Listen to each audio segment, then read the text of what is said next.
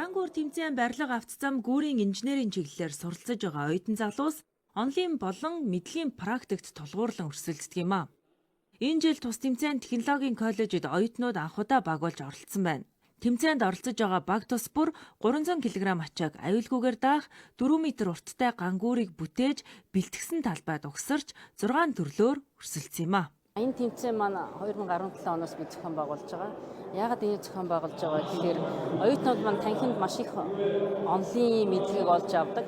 Түүнийг хэрэгжүүлэх бас талбар хэрэгтэй. 300 кг ачаагаар ачаал туршина. За тэгээ 6 м хотоолт үнэхээр гарч ийн үгүй юу гэдгийг өөрсдийнхөө онлын нөгөө тооцоо, таамаглалыг бодит байдал дээр туршиж баталгаажуулдаг гэсэн. За тэгээд өөр нэг ач холбогдол нь болохоор оюутнууд нөгөө багаараа ажиллаж сурч байгаа.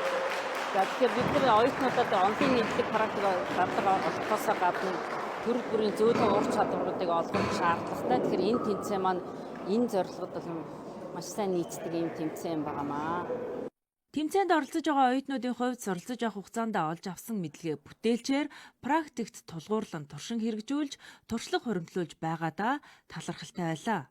Мөн мэрэгжлийн ёс зүйд суралцах олон талын ач холбогдолтой байгааг бидэнтэй хуваалцсан юм а.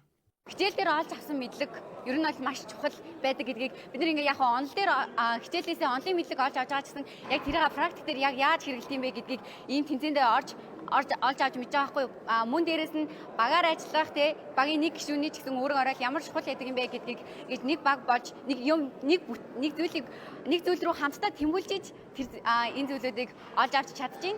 За тэгээд өмнө жилийн манай ах эгч нар маань болохоор Азийн гангүүрийн тэмцээнд яваад гран приг нь аваад Монголдо зохиох хэрэг авчирсан байгаа. За тэгээ энэ жил манай Монгол улсад болно. Тэгэхээр бид нарт ер нь бол ийм гоё том түүхийг хамтдаа бичлэхэд амар тийм ойрхон ирсэн байна гэж бид нар ер нь харж байгаа. Тийм болохоор маш их хичээж манай нөгөө багууд маань хүртэл энэ жил маш тийм гоё өрмөц гүүрийн санаанууд шийдлүүдтэй ихтгэл маань ч гэсэн маш бүтээлчээр маш гоё болж оюутнууд маань үнэхээр хөгжиж сайн болж орж ирсэн байна.